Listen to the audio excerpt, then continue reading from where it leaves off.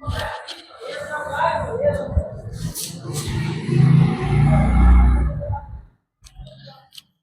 मेरे प्यारे दोस्तों, क्या हाल चाल है, कैसे हैं? आई होप कि आप बहुत अच्छे होंगे। आज हम करने वाले हैं linear equation in two variable का इंट्रोडक्शन वीडियो है।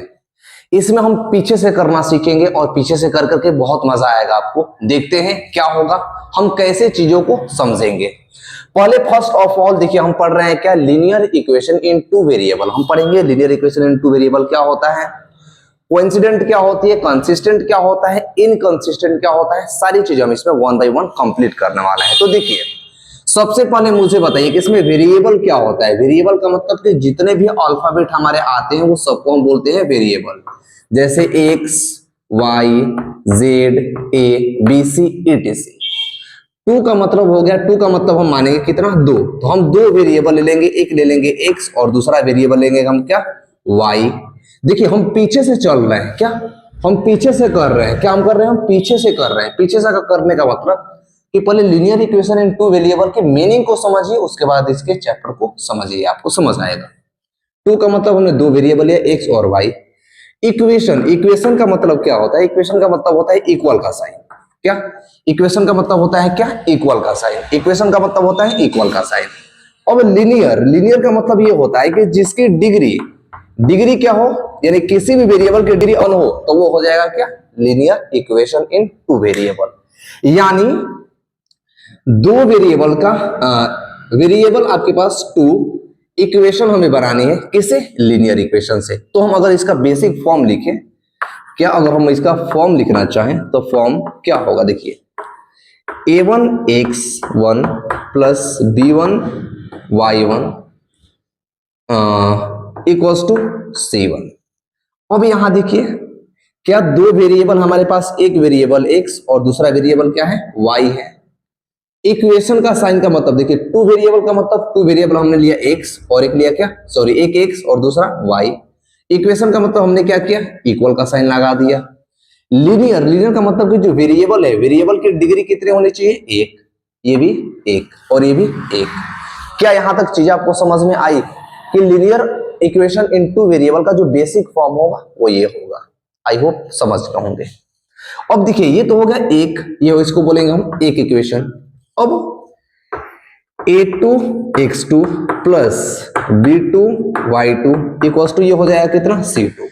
ये भी linear equation in two variable ही है, linear equation in two variable ही है। इसका मतलब कि ये दो लाइन को रिप्रेजेंट करेंगे। क्या करेंगे, अगर हम इसका ग्राफ पर जाएं, अगर ग्राफ इसका हम बनाएं तो इसका ग्राफ जो होगा वो सीधा आएगा, लीनियर आएगा। लीनियर का मतलब सीधा आएगा ग्राफ। अगर हम यहां से देखें कि इनके दो लाइन को रिप्रेजेंट कर रहे हैं, मान लीजिए एक ये लाइन और दूसरे ये लाइन, तो दो लाइन को रिप्रेजेंट करने का हमारे पास तीन तरीका हो सकता है। क्या क्या हो सकता है, देखिए, हमारे पास दो लाइन है, क्योंकि लीनियर इक्वेशन है और टू वेरिएबल है, तो ये लाइन को रिप्रेजेंट करेंगे। अब जब लाइन को रिप्रेजेंट करेंगे तो तीन एक्सपेक्ट इसमें आएगा। फर्स्ट क्या होगा कि पहली लाइन दूसरी लाइन को क्या करेगी, किसी एक पॉइंट पर इंटरसेक्ट करेगी। तो जब इंटरसेक्ट करेगी एक पॉइंट पर, तो इसको हम लिखेंगे क्या, कि वन सॉल्यूशन है। क्या, वन सॉल्यूशन है। इसका क्या होगा, वन सॉल्यूशन होगा। यही हो सकता है ना कि अगर आपके पास दो लाइन है, मान लीजिए एक ये लाइन और एक ये लाइन, तो एक दूसरे पर कट कर देंगे, यानी किसी एक पॉइंट पर मिलेगी। पहला तो हमारे पास कंक्लूजन ये निकल सकता है कि वन सॉल्यूशन होगा। जब एक पॉइंट पर ये दो लाइन कट करेंगी, क्योंकि लीनियर है और एक लाइन है, तो एक एक्सपेक्ट यानी एक कंडीशन फर्स्ट आएगा कि एक लाइन को रिप्रेजेंट करेगी। दूसरा क्या होगा, दूसरा ये होगा कि एक लाइन ये रही और इसी के ऊपर दूसरी लाइन आ गई। क्या, इसी के ऊपर दूसरी लाइन आ गई, इसी के ऊपर दूसरी लाइन आ गई। मतलब एक ये है, इसके ऊपर ये आ गया, एक ये लाइन है, एक ये लाइन है, दूसरी ये लाइन है, और इसी पर चढ़ गया ये। तो देखिए, जब एक दूसरे के ऊपर चढ़ जाएंगे तो बहुत सारा पॉइंट, क्या, कितने पॉइंट इसमें बराबर हो जाएंगे। देखो तो कितने पॉइंट एक दूसरे पर ओवरलैप कर रहे हैं, बहुत सारे पॉइंट एक दूसरे पर ओवरलैप कर रहे हैं। जब इस पे एक दूसरे के बहुत सारे पॉइंट पर ओवरलैप कर रहे हैं, बहुत सारे पॉइंट पर है, यहाँ पर एक पॉइंट था तो एक सॉल्यूशन होगा था, यहाँ पर बहुत सारे पॉइंट एक दूसरे को ओवरलैप करेंगे तो क्या होगा, मेनी सॉल्यूशन होगा। क्या होगा, मेनी सॉल्यूशन। इसके बहुत सारे सॉल्यूशन होंगे। देखिए, सेकेंड हमारे पास कंडीशन ये आता है कि एक दूसरे को कट करेगी, दूसरा एक दूसरे पर चढ़ जाएगी। तीसरा कंडीशन एक और आएगा इसमें, वो तीसरा थर्ड कंडीशन क्या आएगा? थर्ड कंडीशन ये आएगा कि एक पहली लाइन यहां पर है और दूसरी लाइन यहां पर है, एक लाइन यहां पर है और दूसरी लाइन यहां पर है, तो ये पैरेलल चलती जाएगी। ये लाइन हो गई और एक लाइन होगी, और ये पैरेलल ऐसे जाती जाएगी, ऐसे पैरेलल जाएगी, ऐसे पैरेलल जाएगी। तो क्या एक दूसरे को कट करेगी कहीं पे? क्या एक दूसरे को कट करेगी? किसी पॉइंट पर ये मिल पाएगी? नहीं मिल पाएगी। जब ये दोनों लाइन एक दूसरे पर नहीं मिलेगी तो क्या इसका सॉल्यूशन होगा? नहीं सॉल्यूशन होगा। इसके कंडीशन में हम लिखेंगे क्या कि नो सॉल्यूशन। क्या? नो सॉल्यूशन, नो सॉल्यूशन होगा। अब इन सब का एक और नाम है, जैसे आपका एक नाम होता है, एक घर का नाम होता है जो पापा मम्मी या जो जनरल लोग बताते हैं, जैसे मोनू, सोनू, टोनू, बोलू, सीता, गीता, रीता, अन्नू, पन्नू, जो भी हो आपका नाम होता होगा। इस तरह इनका तो ये सॉल्यूशन हो गया, सॉल्यूशन के अकॉर्डिंग इसका नाम हो गया। अब इसमें क्या होगा कि जब, अच्छा इससे पहले हम ये जान लेते हैं कि इसका बेसिक फॉर्म पहले क्या होगा। ये तो बेसिक फॉर्म हमने लिख दिया, ये हमने कंडीशन लिख दी कि तीनों कंडीशन इसमें ये आएंगे। अब जब इसमें कंडीशन आएंगे तो एक चीज क्या होगा कि जब एक दूसरे को ये पहले हम ये क्या करेंगे, अब चलिए पहले हम इसमें वो लिख लेते हैं इसका फॉर्मूला। अगर आपके मन में ये आ रहा होगा कि क्या अगर हमें ये बताना है कि कौन सा कितना सॉल्यूशन है, या वन सॉल्यूशन है कि बहुत सारा सॉल्यूशन है कि कोई नहीं सॉल्यूशन है, तो क्या करेंगे हम? इस तरह का ग्राफ बनाएंगे? हमेशा नहीं, हमेशा ग्राफ बनाने की आपको जरूरत नहीं है, हमेशा ग्राफ बनाने की जरूरत नहीं है। इसका एक बेसिक सा फॉर्मूला होता है, और वो फॉर्मूला मैं लिखने जा रहा हूं, ध्यान से देखना और उससे नोट करना। क्या होता है उसका फॉर्मूला? देखिए, इसमें फॉर्मूला कंडीशन होता है कि a1 अपॉन में a2 not equals to b1 upon में b2। जब a1 अपॉन में a2 not equal to b1 upon में b2 हो तो ये होता है क्या? कोइंसिडेंट, कोइंसिडेंट होता है। कोइंसिडेंट का मतलब इसी को बोलते हैं कि इसका वन सॉल्यूशन होगा, जिसे हमने पढ़ा था यहाँ पर कि जिसका वन सॉल्यूशन होगा। a1 अपॉन में a2 का रेशियो b1 अपॉन में b2 के रेशियो के बराबर में नहीं होगा, तो क्या होगा? ये वन सॉल्यूशन होगा, जिसको बोलेंगे कोइंसिडेंट। क्या बोलेंगे? कोइंसिडेंट। जब एक बार कट करेगी तो भी कोइंसिडेंट होगा, जब एक से ज्यादा बार कट करेगी, देखिए जैसे इस वाले कंडीशन में होगा, इस वाले कंडीशन में क्या होगा कि a1 अपॉन में a2 equals to b1 upon में b2 equals to c1 upon में c2। मैं बताऊंगा कि ये a1 b1 c1 मैं क्यों लिख रहा हूं और कहां से लिख रहा हूं, वो भी चीजें मैं आपको तुरंत बताऊंगा। जब इस कंडीशन में होगा तो इस कंडीशन में भी बहुत सारे दोनों लाइन का पॉइंट आपस में मिलेगा, और जब दोनों पॉइंट आपस में मिलेगा तो वो भी क्या होगा? कोइंसिडेंट होगा। क्या होगा? कोइंसिडेंट होगा। ठीक, थर्ड कंडीशन में ये वाला।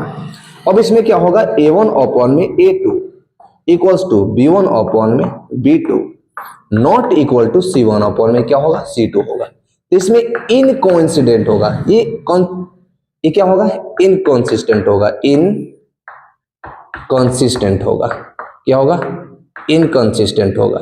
इनकंसिस्टेंट का मतलब कि नो सॉल्यूशन हो गए, नो सॉल्यूशन होगा, जिसको हम बोलते हैं क्या? इसको बोलते हैं पैरेलल। यहां पर मैंने लिखा नहीं था तो इसमें हम बोलेंगे क्या? पैरेलल होगा। ये क्या होगा? ये पैरेलल होगा।